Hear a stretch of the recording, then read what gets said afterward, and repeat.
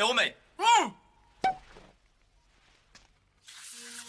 小朋友，你哋千祈唔好亂咁學啊！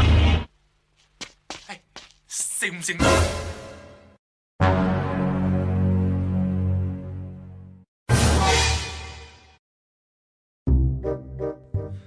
Oke, assalamualaikum, selamat malam, selamat siang, selamat sore, dan selamat datang di channel ini. Ya terserah kalian menonton ini pada waktu apa. Yang pastinya selamat datang di channel ini, channel yang membahas film-film lucu dan film-film yang menarik pastinya. Dan seperti biasa pada kesempatan kali ini aku akan merangkum filmnya Abang Chow lagi, yang berjudul Forbidden City Cop yang dirilis tahun 1996. Film ini menceritakan tentang seorang agen pemerintah harus menyelamatkan penguasa imperial dari musuh misterius yang ingin menguasai ibu kota lama. Dan tanpa basa-basi kita langsung aja mulai alur ceritanya. Kita ketemu.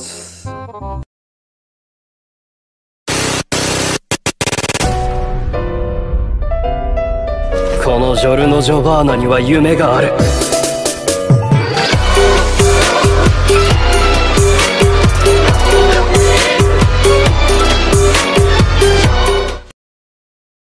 Pertama-tama kita diperlihatkan pada malam hari ada 4 pendekar hebat yang sedang berdiri di atas atap rumah. Dan 2 dari mereka mau menunjukkan kehebatan pedangnya masing-masing. Tetapi saat mereka mau menunjukkannya, tiba-tiba saja ada orang yang menghentikan mereka, yang bernama Li Lingfat. Dia adalah seorang agen rahasia istana yang bertugas melindungi yang mulia dan kekayaannya. Dia di sini memarahi 4 pendekar ini dan mau menangkap mereka karena telah melanggar batas wilayah kaisar dan diduga mengganggu ketertiban umum. Untuk 4 pendekar hebat ini bernama Yip Kosing, Simon Thu Sweat, Sibuta Faman Lau, serta yang terakhir bernama Luk Saifeng. Di sini pendekar Yip menyuruh Li Lingfat untuk membebaskan dia dan teman-temannya dan menyogok Li Lingfat dengan gulungan rahasia yang berisikan jurus-jurus kungfu. Tetapi di sini Li Lingfat menolaknya dan bersikeras mau menangkap mereka semua. Karena aksi bertarung mereka diganggu Li Lingfat, akhirnya keempat pendekar hebat ini pun akhirnya pergi dengan cara menghilang. Dan disinilah Li Lingfat baru percaya bahwa mereka tadi benar-benar seorang pendekar. Dan dia pun kemudian jatuh dari atap sambil melempar gulungan kungfu tadi. Dan film ini pun dimulai. Scene pun berganti di istana kerajaan. Di sini menampilkan 4 orang yang bertugas sebagai agen rahasia kerajaan yang bertanggung jawab melindungi yang mulia raja. Masing-masing dari mereka di sini akan memperlihatkan kehebatannya, termasuk Li Lingfat. Orang pertama dijuluki baju besi karena memiliki badan yang kuat seperti besi. Lalu orang kedua dijuluki kaki besi karena memiliki kaki yang kuat dan dapat menghancurkan apa saja seperti besi. Dan orang ketiga mempunyai kehebatan 3 jurus pukulan naga karena memiliki tangan yang super kuat. Sedangkan yang terakhir, Li Lingfat tidak memiliki kehebatan seperti ketiga teman lainnya, melainkan dia hanya bisa menunjukkan penemuannya seperti batu yang dapat melekat atau magnet, serta penemuan lainnya adalah memasukkan karbon nitrat dan belerang ke dalam mulut temannya yang bernama Fatian yang ditambahkan bola besi kecil. Di sini Li Lingfat menjelaskan bahwa penemuannya ini dapat menghancurkan batu logam serta baju besi sekalipun karena memiliki tekanan yang besar. Serta bola besi kecil tadi akan terdorong dengan keras sehingga dapat menghancurkan apapun yang mengenainya. Tanpa basa-basi lagi, Li Lingfat pun langsung mengaktifkan alat ini. Tetapi sayangnya penemuannya ini tak sesuai yang diharapkan, melainkan malah menghancurkan mulut temannya. Di sini yang mulia marah besar kepada Li Lingfat karena tidak mempunyai kemampuan apa-apa seperti teman-temannya lainnya. Dan karena Li Lingfat yang tidak memiliki kemampuan apa-apa, di sini yang mulia tidak memperbolehkan Li Lingfat ikut serta atau tidak boleh menghadiri acara pembedahan bidadari terbang yang dihadiri seluruh dokter-dokter hebat di wilayah tersebut. Serta Li Lingfat tidak diperbolehkan ikut mengawal yang mulia dalam perjalanan ke sana, kecuali ketiga teman agen rahasianya. Dan kemudian scene pun berganti memperlihatkan sekumpulan orang-orang jahat aneh yang disebut Sekte Gum, yang dipimpin oleh ketiga orang ini. Ketiga orang ini adalah satu keluarga, Orang ini ibunya, anaknya, dan ini ayahnya yang mempunyai wajah rata. Mereka di sini sedang membicarakan tentang acara pembedahan bidadari terbang, yang sebenarnya acara tersebut dibuat oleh mereka, yang bertujuan menghancurkan kerajaan dan menguasai Cina dengan mengundang para dokter kerajaan ke acara tersebut, supaya dokter yang hadir di sana bisa dibunuh oleh mereka. Dan dengan begitu pasukan kerajaan akan menjadi lemah karena tidak adanya dokter. Lalu Shin pun berganti lagi di rumah Li Lingfat. Di sini Li Lingfat hidup berdua dengan istrinya yang bernama Lau. Wajahnya Li Lingfat pun di sini tampak kesal. Istrinya pun bertanya kenapa ia tampak kesal. Li Lingfat pun menjawab, dia tampak kesal karena tidak ada yang menghargai penemuannya kecuali istrinya. Dan dia pun juga tidak boleh menghadiri acara pembedahan bidadari terbang bersama Yang Mulia dan ketiga teman agen rahasianya. Lalu istrinya pun di sini menenangkannya sambil berkata, kata siapa kau tidak boleh ikut? Kau pun juga dokter. Akhirnya Li Lingfat pun sudah tidak peduli lagi atas larangan Yang Mulia, dan besoknya ia tetap pergi ke acara pembedahan bidadari terbang bersama istrinya. Untuk kalian ketahui, di sini selain menjadi agen rahasia kerajaan, Li Lingfat juga adalah seorang dokter. Dan di sisi lain juga Yang Mulia dengan ketiga agen rahasianya beserta rombongannya mulai menuju ke acara pembedahan bidadari terbang. Tapi sayangnya saat di tengah perjalanan mereka diserang oleh ibu dan anak ini. Singkat cerita, ketiga agen rahasia kerajaan teman Li Lingfat ini semuanya kalah bertarung dengan anak ibu ini. Dan kemudian mereka berdua, anak dan ibu ini, membawa Yang Mulia. Dan Shin pun berganti lagi kepada Li Lingfat dan istrinya Lau yang sudah tiba di acara yang dimaksud atau acara pembedahan bidadari terbang. Di sini Li Lingfat dan istrinya berpisah karena istrinya ingin belanja baju di sekitar tempat ini. Dan sedangkan Li Lingfat sendiri mau masuk ke acara pembedahan bidadari terbang. Di saat sebelum masuk ke acara tersebut, Li Lingfat sempat diberhentikan oleh penjaga di sana. Dan Li Lingfat disuruh menunjukkan kartu undangan untuk masuk ke acara ini. Karena semua orang yang masuk ke acara ini memiliki kartu undangan. Karena Li Lingfat tidak memiliki kartu undangan, akhirnya Li Lingfat mengaku kepada penjaga tersebut bahwa dia seorang dokter terkenal. Dan akhirnya Li Lingfat pun diperbolehkan masuk karena memang acara ini dibuat untuk mengkudeta atau membunuh dokter yang datang di acara ini. Li Lingfat pun di sana berbincang-bincang dan berkenalan satu sama lain dengan dokter-dokter di sana sambil memakai topi yang memiliki hiasan yang panjang. Dan tak berselang lama saat mereka saling mengobrol, acara yang ditunggu-tunggu akhirnya dimulai. Semua dokter yang di sana mulai mengerumuni bidadari ini, termasuk Li Lingfat. Dan karena Li Lingfat sempat mengaku bahwa dia seorang dokter kandungan, akhirnya Li Lingfat pun disuruh duluan membedah perut bidadari ini. Tetapi di sini Li Lingfat beralasan bahwa dirinya sebenarnya bukan dokter, melainkan tukang daging. Karena Li Lingfat beralasan, akhirnya dokter lain yang mau membedah perut bidadari ini. Dan tanpa mereka sadari, saat mereka mau membedah bagian tubuh bidadari ini, dokter yang lainnya pun tewas satu persatu dibunuh orang-orang ini. Dan saat dokter ini mau membedah isi perut bidadari ini, Li Lingfat pun berkata, dan karena itu pisau yang dibawa dokter ini pun tak sengaja mengenai kaki bidadari ini dan membuat bidadari ini berteriak kesakitan dan bangun. Dan disinilah Li Lingfat baru mengetahui bahwa yang berada di dalam kostum ini sebenarnya Yang Mulia Raja. Dan tak berselang lama orang-orang ini pun akan menyerang Li Lingfat dan teman-temannya. Akhirnya di sini Li Lingfat pun sadar bahwa dia serta teman-temannya sudah terkena jebakan datang di tempat ini dan mau dikudeta atau dibunuh. Di sini Li Lingfat mengeluarkan senjatanya yang berupa magnet besar yang mampu menarik semua pedang milik orang-orang jahat ini. Dan saat orang-orang jahat ini mulai menyerang Li Lingfat dan teman-temannya, tanpa mereka ketahui ternyata beberapa dokter di sini ada yang bisa jurus pedang, sehingga bisa mengalahkan semua orang-orang jahat ini.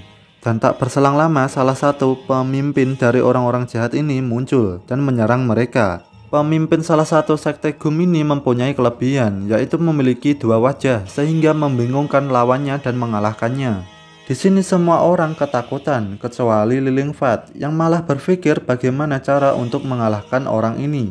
Di sini Li Lingfat memberanikan diri untuk memukulnya.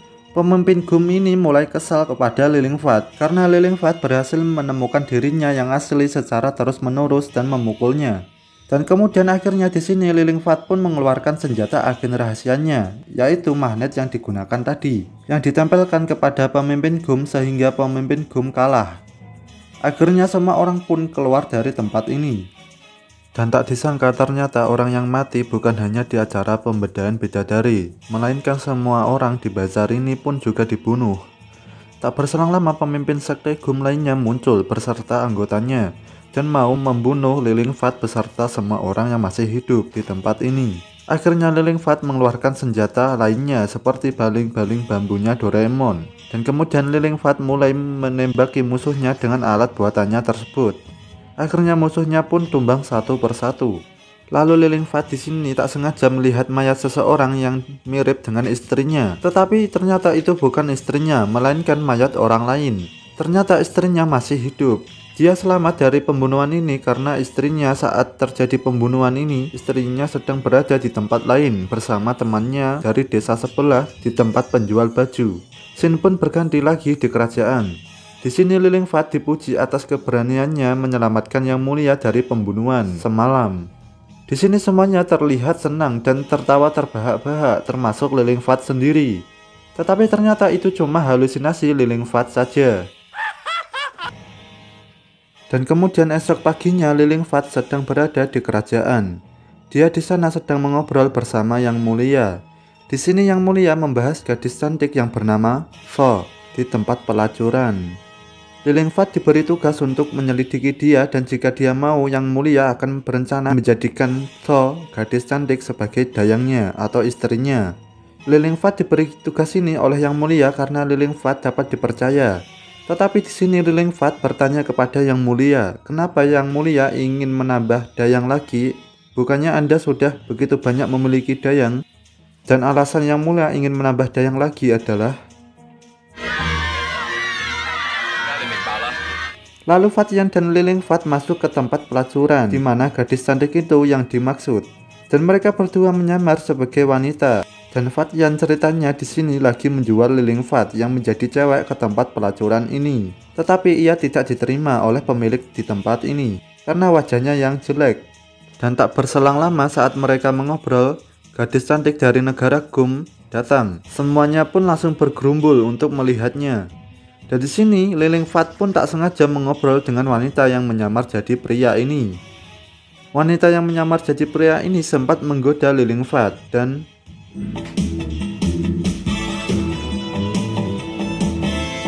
akhirnya Li Lingfat tersadar dengan rayuannya dan cewek yang menjadi pria ini pun mengaku bahwa dia bernama Tho yang dicari-cari Li Lingfat dan Fatyan. Li Lingfat pun yang mendengar namanya pun langsung bergegas pergi dari tempat ini dan pulang ke rumah menemui istrinya. Istrinya di sini juga bilang bahwa besok hari ulang tahunnya dan untuk merayakannya dia berencana mengundang keluarganya untuk makan malam. Li Lingfat yang diajak mengobrol pun tak fokus sama apa yang dibicarakan istrinya karena ia masih terbayang-bayang pesona gadis cantik yang bernama Tho di tempat pelacuran tadi. Kemudian istrinya pun menyuruh Li Lingfat untuk pergi mandi. Tetapi ia tak pergi untuk ke kamar mandi, melainkan kembali lagi ke tempat pelacuran menemui gadis cantik Tho. Tetapi sebelum itu ia harus antri terlebih dahulu, karena banyak pria juga yang ingin bertemu dengan Tho. Tetapi karena Tho tertarik dengan Li Lingfat sebelumnya, Tho pun langsung menunjuk Li Lingfat untuk mengobrol dengannya tanpa urutan antrian. Di sini Tho sempat menggoda Li Lingfat dan mengajaknya menginap malam ini. Tetapi Li Lingfat menolaknya karena ia sudah mempunyai istri dan tujuannya di sini hanya ingin mengobrol dengan Tho. Tho pun di sini agak kecewa dengan Li Lingfat dan menyuruh Li Lingfat pergi. Tetapi bagongnya pas disuruh pergi, Li Lingfat di sini berubah pikiran dan malah dan besok malamnya hari yang ditunggu-tunggu datang karena malam ini adalah malam hari ulang tahun istrinya Li Lingfat, Lau. Dan untuk merayakannya mereka mengadakan makan malam bersama keluarga. Tetapi Bagong untuk kedua kalinya pas saat Li Lingfat dan istrinya mengobrol dan makan malam bersama keluarganya, tiba-tiba saja Tho datang dan berkata ia ingin menemui seseorang pria karena rindu. Ya kalian semua pasti tahulah yang pria yang dimaksud. Singkat cerita Li Lingfat pun ketahuan bahwa ia ke tempat pelacuran ingin menemui gadis cantik ini. Semua keluarga Li Lingfat pun marah dan ingin melukai Tho, termasuk Lau istrinya Li Lingfat. Tetapi tak disangka-sangka Li Lingfat di sini malah membela gadis cantik ini dibanding istrinya sendiri. Dan kemudian mereka berdua pun pergi lari ke tempat pelacuran. Di sini Tho dan Li Lingfat tampak senang karena sekarang ini yang di tempat ini hanya mereka berdua dan mereka pun bisa bermesra-mesraan. Dan kemudian tak berselang lama lampu yang tadinya padam tiba-tiba saja menyala. Mereka berdua pun kaget karena Yang Mulia beserta anak buahnya tiba-tiba saja sudah ada di tempat ini. Yang Mulia pun di sini menjelaskan bahwa ia ingin menghukum Li Lingfat beserta keluarganya karena Li Lingfat sudah berkhianat kepadanya dan melupakan tugasnya. Yang tadinya ia diberi tugas untuk menyelidiki gadis cantik ini untuk dijadikan istri Yang Mulia, malah Li Lingfat merebutnya. Akhirnya Yang Mulia menyuruh anak buahnya untuk menangkap Li Lingfat. Tetapi yang ditangkap bukannya Li Lingfat, melainkan gadis cantik ini. Dan disinilah semuanya terungkap bahwa ternyata semua ini adalah rencana Li Lingfat untuk menjebak gadis cantik ini untuk ditangkap. Karena Li Lingfat mengetahui bahwa gadis cantik ini sebenarnya pemimpin GUM yang masih hidup, yaitu penjahat berwajah rata yang menyamar menjadi wanita cantik untuk membalas dendam kepada Li Lingfat karena Li Lingfat sudah membunuh anak dan istrinya. Lalu Li Lingfat pun menyuruh keluarganya untuk berakting supaya gadis cantik ini masuk ke perangkapnya. Dan karena semua sudah terungkap, gadis cantik ini pun mengubah wajahnya ke bentuk yang aslinya dan mulai menyerang semua orang yang ada di sini. Dan akhirnya saat semua orang waspada oleh serangannya wajah rata, seseorang pun datang menolong. Ternyata itu adiknya Li Lingfat yang menggunakan jurus berpindah tempat untuk melawan si wajah rata ini. Tetapi karena terlalu lama ia sudah tidak kuat dan muntah-muntah. Akan tetapi setidaknya ia sudah mengikat wajah rata dengan rantai besi.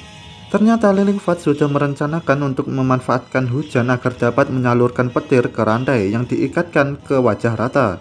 Namun sayangnya usahanya gagal dan tidak sesuai yang diharapkan, dan malah ia sendiri yang terkena petir. Di sini si wajah rata yang melihat Li Lingfat yang sudah tidak berdaya ingin menyerang istri Li Lingfat, Lau. Tetapi sebelum itu Li Lingfat sudah bangkit kembali dan bersiap-siap menyerang si wajah rata dengan menggunakan jurus pedang bidadari terbang. Dan akhirnya selesai sudah pertarungan ini, si wajah rata pun akhirnya dapat dikalahkan dengan jurus ini.